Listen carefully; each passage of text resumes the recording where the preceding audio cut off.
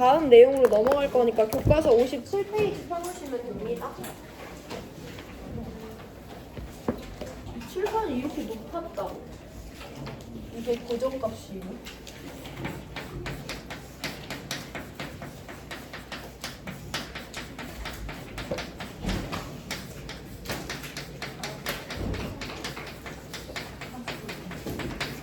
우리 지난 시간에 원자의 구조 간단하게 배웠는데요. 복습하고 넘어갑니다. 원자라는 것을 최초로 정의한 학자가 누구였어요, 얘들아? 돌턴이래. 돌턴이 원자를 최초로 정의한 학자인데, 돌턴은 원자에 대해 되게 다양한 특징을 설명했어요. 대부분의 내용은 맞지만 일단 기본적으로 우리가 중요하게 본 특징은, 돌턴은 원자가 더 이상 쪼개지지 않는 모든 물질을 구성하는 기본 입자라고 했어요. 근데 이거 마저 틀렸지. 그걸 최초로 틀렸다고 지적하고 새로운 원자 모형을 제안한 학자가 누구였어? 톰슨이었죠. 톰슨이 틀렸다고 지적하기 위해서 어떤 실험을 했는데요. 톰슨이 한 실험 이름 뭐니? 진공 유리관에 원자를 넣어놓고 강한 전압을 가해줬을 때, 높은 전압을 가해줬을 때 음극에서 선이 나왔어요. 그걸 음극선 실험이라고 하고, 이 실험 결과 발견된 입자 누구야? 무슨 전압 띠는? 마이너스 전하를 띠는 입자 뭐라고 부르기로 했어요?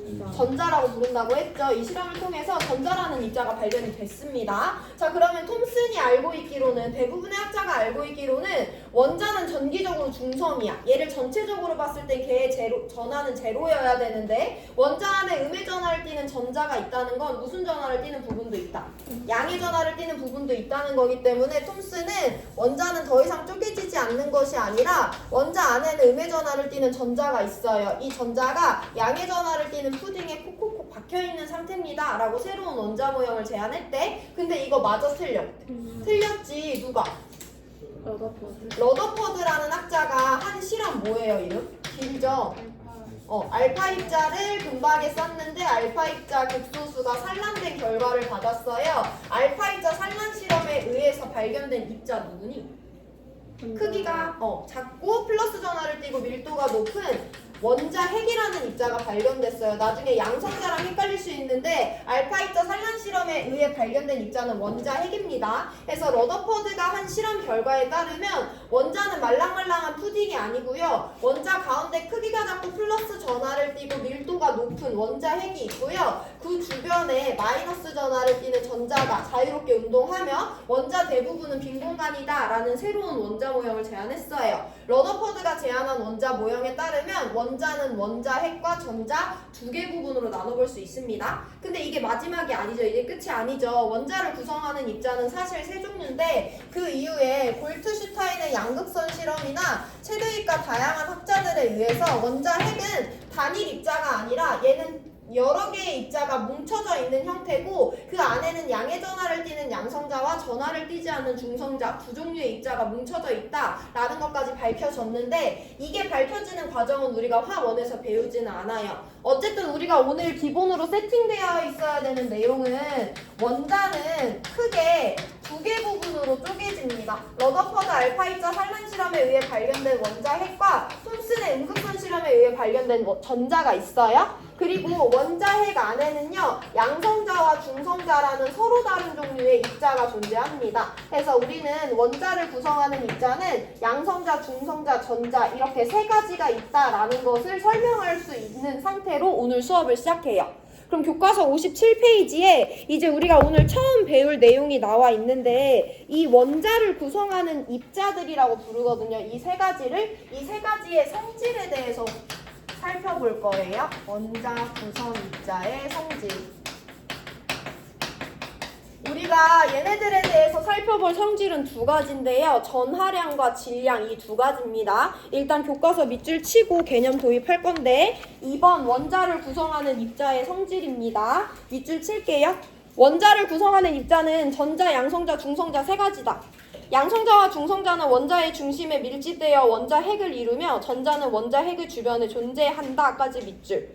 그래서 말의 그림은요, 원자를 구성하는 입자를 모형으로 나타냈는데, 일단 왼쪽을 보면 크게 원자를 원자핵과 전자 두 개 부분으로 나눠놨고요. 그 원자핵 안에 양성자와 중성자 두 종류의 입자가 뭉쳐져 있는 것을 오른쪽에 확대시켜서 그려놨습니다. 그 밑에 밑줄 칠게요. 이제 우리가 오늘 배울 성질 두 가지가 도입이 되는데 양성자와 전자는 전하의 크기가 같고 부호가 반대이다. 또한 원자를 구성하는 양성자 수와 전자 수가 같으므로 원자는 전기적으로 중성이다까지 밑줄. 우리 원자를 구성하는 입자의 성질 두 가지 전하량, 질량 본다고 했는데 지금 밑줄 친 부분은 전하량과 관련된 내용이고요. 밑에 마저 밑줄 칩니다. 한편 양성자나 중성자에 비하여 전자의 질량은 매우 작으므로 원자의 질량은 원자 핵의 질량과 거의 같다까지 밑줄.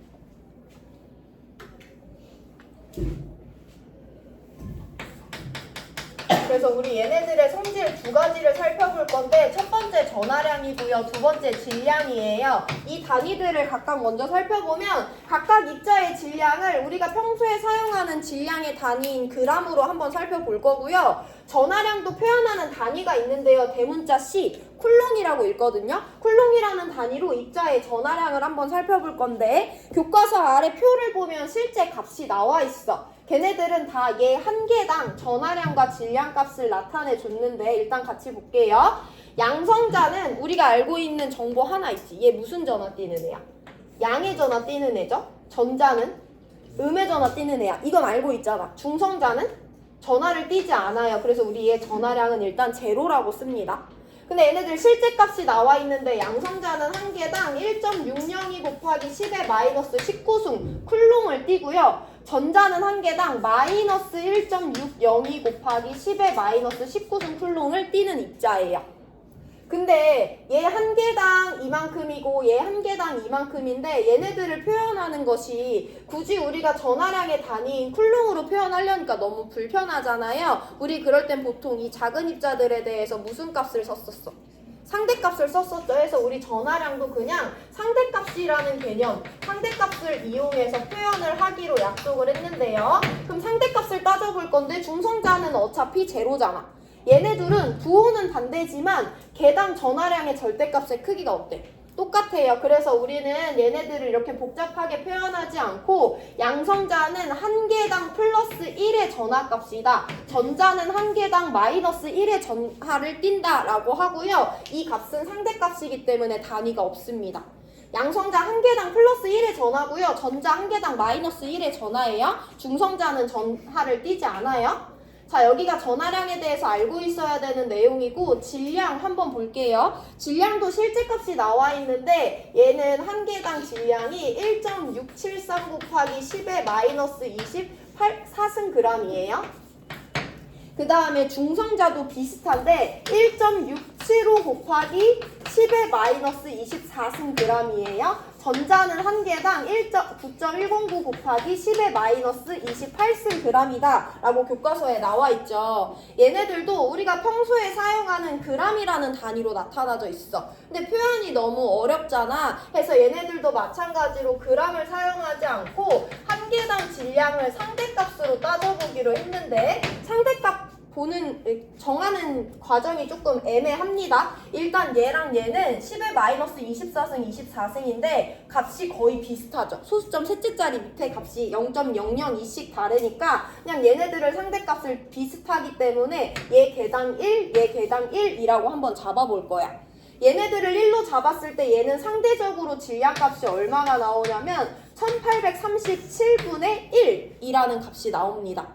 근데 화학에서는 소수점 셋째 자리 밑으로 온 절사, 생략하는 경우가 많거든요. 무시해요. 1000분의 1보다 작으면 무시하기 때문에 우리 화학원에서는 전자의 질량을 제로라고 무시하기로 했습니다. 그래서 질량의 상대값도 알고 계시면 되는데 양성자는 한 개당 질량 1, 중성자는 한 개당 질량 1, 전자는 얘네들에 비해서 상대적으로 가볍기 때문에 질량 무시합니다. 그럼 이것만 봐도 무엇을 알 수 있냐? 이따 문제에 나오는데 얘네들 3개, 얘가 몇 개 있고 얘가 몇 개 있고 얘가 몇 개 있어서 원자의 질량이 결정이 되잖아. 근데 누구 질량 무시해?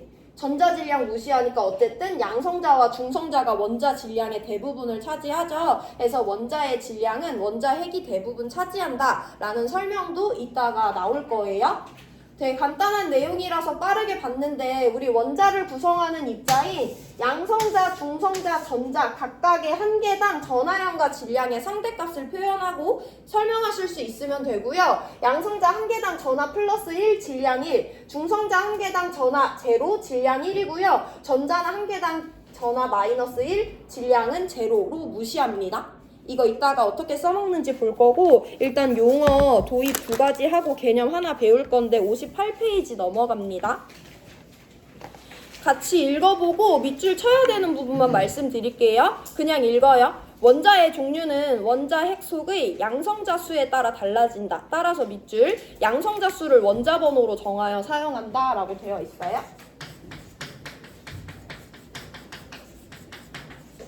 두 번째 용어 도입입니다. 그냥 읽을게요. 원자의 질량은 원자 핵의 질량으로 결정된다는 말이 이제 무슨 말인지 좀 받아들이시면 돼요. 전자 질량을 무시하기 때문에 원자 핵이 원자의 질량을 거의 대부분 결정해요. 그래서 원자 핵을 이루는 밑줄 양성자 수와 중성자 수를 합한 값으로 원자의 상대적인 질량을 간편하게 나타내는데 이를 질량수라고 한다라고 되어 있어요. 그래서 두 번째로 도입하는 용어는 질량수고요. 자, 마지막 원자 표시 방법이 있어요. 이 부분은 교과서 읽지 않고 제가 별도로 알려드릴 건데 어쨌든 우리는 오늘 이 4가지 용어에 대해서 받아들이고 설명하면 돼요. 원자 구성 입자 성질 봤고요. 원자 번호는 원자의 번호를 매겨줬는데 이 원자 번호는 각각의 입자가 갖고 있는 양성자 수에 의해서 결정된다라고 그냥 받아들이시면 돼요. 질량수는 원자량이랑은 개념이 조금 다른데 그 입자의 질량을 좀 간단하게 나타내는 방법이에요. 근데 우리가 알고 있다시피 원자를 구성하는 입자들은 전자의 질량을 무시할 수 있을 정도로 작기 때문에 우리 원자의 질량은 이 2가지의 수, 얘 개당 질량 1이고 얘 개당 질량 1이기 때문에 얘네들의 개수의 합으로 질량수를 나타냅니다. 그럼 이걸 모두 다 이용해서 우리 원자 표시 방법을 배워줄 건데요. 원자 표시 방법 일단 개념 알려드립니다. 원자 표시 방법은요. 가운데 크게 원소 기호를 알파벳으로 써주시면 돼요. 그리고 왼쪽 아래에 작게 원자 번호를 써줍니다. 왼쪽 위에 작게 질량수를 써줍니다. 그리고 오른쪽 위에 작게 이 입자가 띠는 전하량을 나타내줘요. 이게 원자를 표시하기로 한 방법이에요. 원자뿐만 아니라 이온도 이와 같은 방법으로 표시를 하기로 우리가 약속을 했는데 이게 어떻게 써먹어지는지를 지금 다시 한번 볼게요.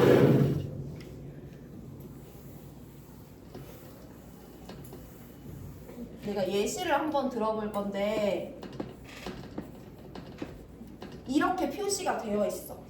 얘 원소기호 X라는 거잖아. 얘가 갖고 있는 우리 어쨌든 오늘 계속 보는 거는 이 입자가 갖고 있는 양중 전의 개수가 몇 개인가를 구해주면 되거든요. 천천히 볼게요. 왼쪽 아래에 누구 써준다고 했어? 원자 번호 써준다고 했죠. 근데 원자 번호는 누구랑 똑같아? 양성자 수랑 똑같기 때문에 우리 이것만 봐도 얘가 갖고 있는 양성자 수 2개다라고 설명할 수 있죠. 왼쪽 위에 누구 써준다고 했어? 질량수잖아. 질량수는 뭐 더하기 뭐야?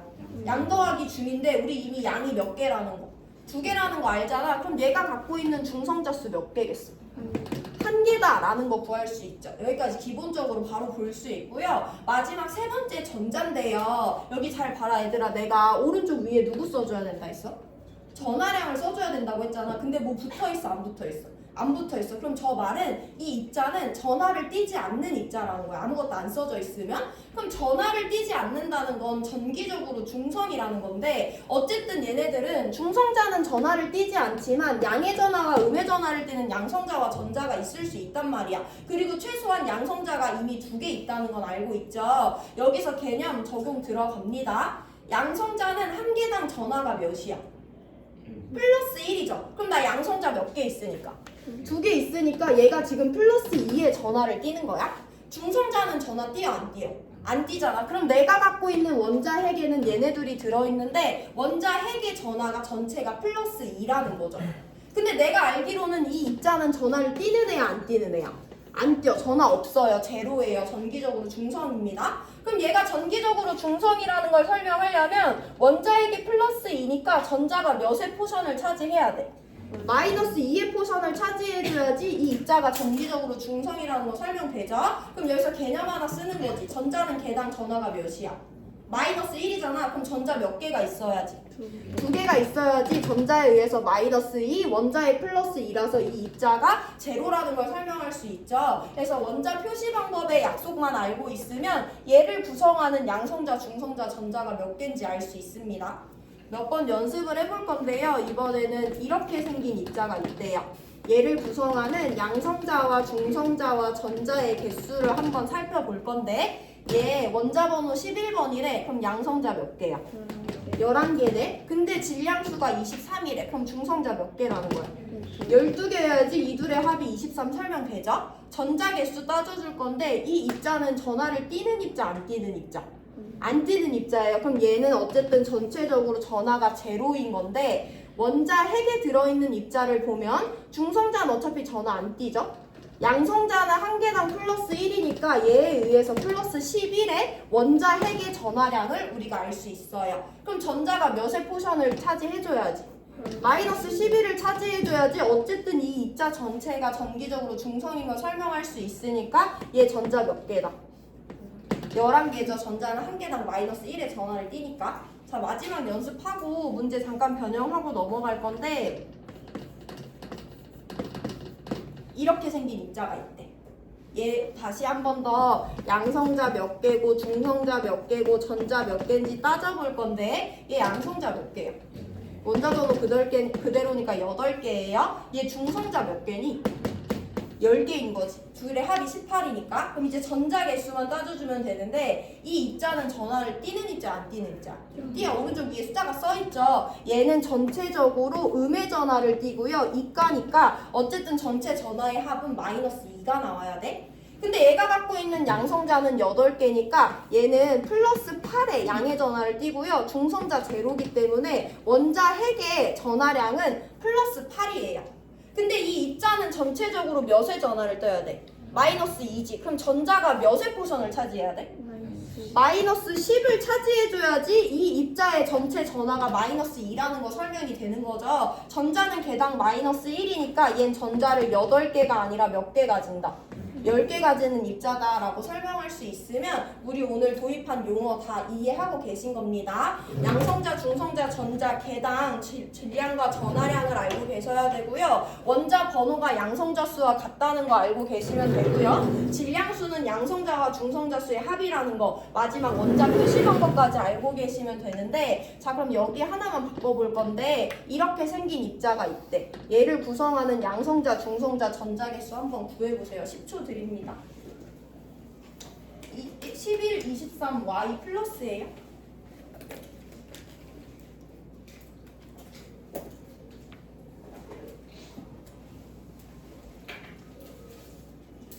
할만하죠? 얘 원자 번호 몇 번이니까? 11번이니까 양성자 그대로 11개, 질량수 23이니까 중성자 그대로 23이다. 그럼 원자 핵이 띄는 전하를 따져볼 건데 중성자 전하 안 띄고 얘 12개죠. 전하 안 띄고 얘 개당 플러스 1이니까 원자 핵이 전체적으로 플러스 11의 전하를 띱니다. 근데 이 입자는 전하를 띄는 입자야 안 띄는 입자야? 전하를 띄고 있죠. 전체 숫자 1이 생략된 거기 때문에 얘는 플러스 1가 양이온인 거예요. 그럼 전체 전하의 합이 플러스 1이 돼야 되니까 전자가 몇의 포션을 차지한다? 마이너스 10을 차지해야 된다? 그럼 전자는 11개가 아니라 10개다 라고 설명할 수 있으면 되죠. 이게 우리가 오늘 배우는 내용 마지막이고 바로 문제풀이 들어갈 건데 TV 연결하는 동안 2점짜리 6번 한번 풀어보세요. 직접 풀어보시고